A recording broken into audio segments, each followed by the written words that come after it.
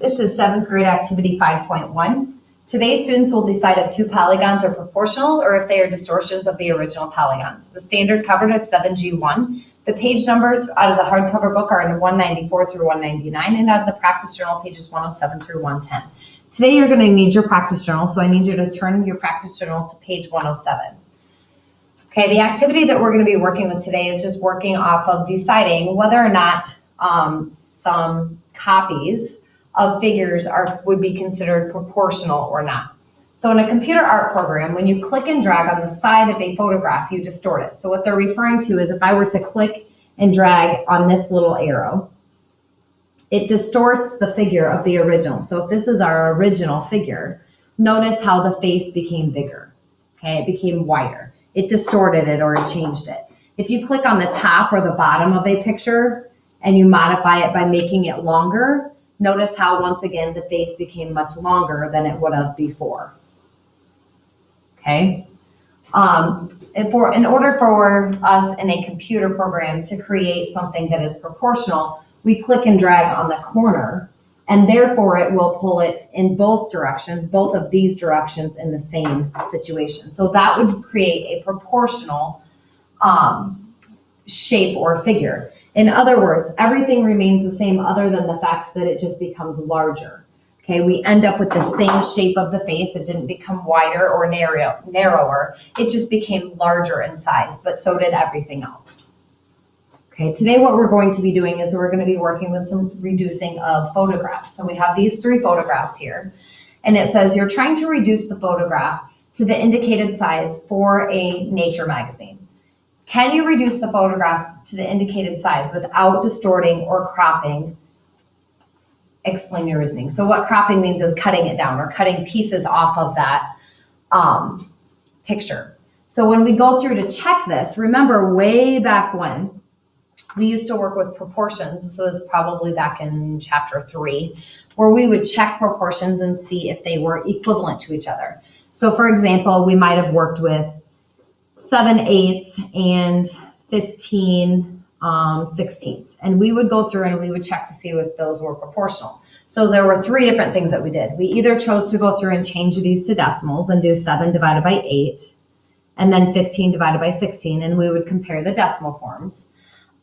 We could also go through and change these to be equivalent fractions. So we could take this times 2, because that would give us 16, and take 7 also times 2, which would only give us 14. So there I would say that it was 14/16. Those are not equal, so therefore they wouldn't be proportional.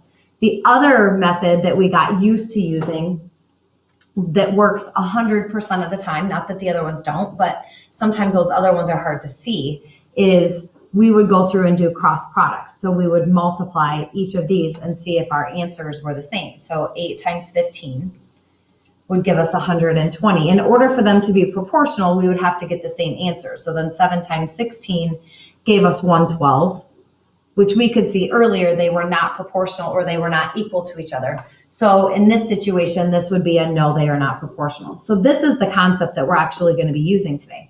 We're going to take the numbers that are given and we're going to go ahead and set them up and then check the proportions. The key thing is to make sure that common sides are on the same level. So if I write this one out as 5/6, then I need to make sure that my side that was the same as the 5 is in the same position. So my 4 needs to also be on the top. So 4/5. Now we can go through and either check decimals, check cross products, check equivalent fractions. I like cross products myself. 25 and 24. Are those equal to each other? No, they're not. So these would be considered, no, they are not proportional. Okay, so we could not size it down a 5/6 inch photo to a 4/5 inch picture box and not have to cut any of it off. Okay, so let's go ahead and try the next one. So we have 5/5 and 4/4. Check cross products, there's 20. Oops, and 20. There we got them the same, so this would be a yes. Okay, so why don't you go ahead and finish out letter C and check to see if those are proportional or not. If you could size that 6/8 down to that 3/4 without having to cut anything off. So in other words, are they proportional to each other? So go ahead and do that one.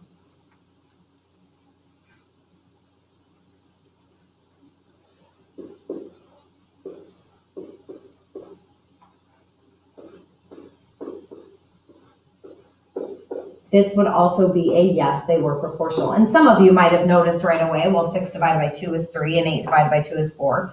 Or you can always check your cross products, okay? So that's working with reducing a photo.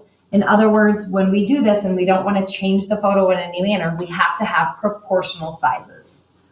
Okay, so we're going to go ahead and do another activity. It says, tell whether the new designs are proportional to the original designs. So once again, in order for them to be proportional, if we set them up as ratios, they have to have the same cross product, okay?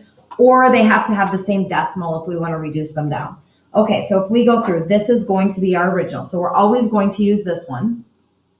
Okay, and then we're going to do design 2 together, and you'll do design 1 on your own. Design 2 is a little more complex because of the fractions that are in there. So we'll do design 2 together. You will do design 1 on your own.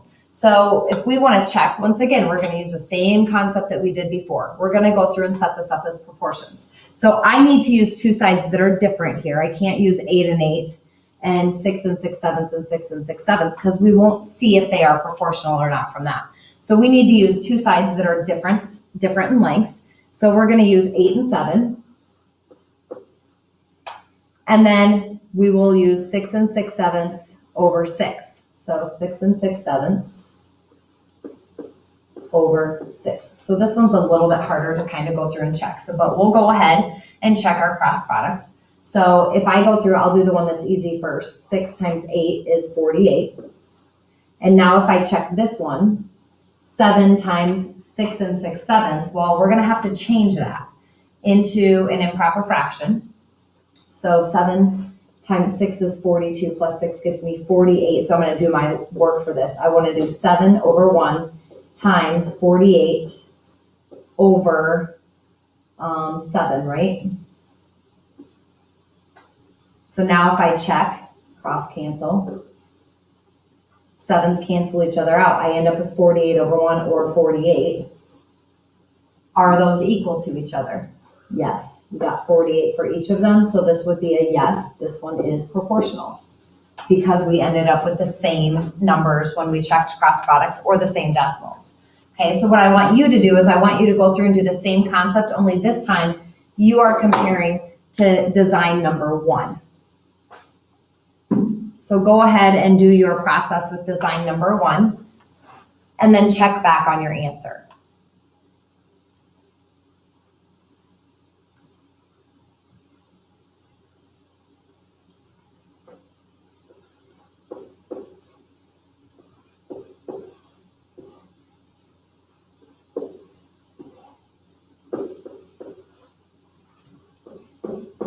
So you should have gotten no for design 1 because you do not get equivalent or proportional ratios. We ended up with 48 versus 49 if you check cross products. Okay, so now we're going to go ahead and move on to letter B. Same concept, only this time they're asking us to actually draw the figure.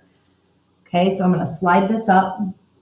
It says draw 2 designs that are proportional to the given design. Make one bigger and one smaller. Label the sides of the designs with their length. So what they're telling us is we are creating similar figures and we're going to go ahead and actually draw these out. Now we're going to go ahead and just draw them. One's bigger, one's smaller. We're not going to actually take a ruler out and measure it, but we'll go ahead and actually draw these out. So my first thing is I'm going to do one that's bigger. So to do one that's bigger, I'm going to take each of these numbers times 2.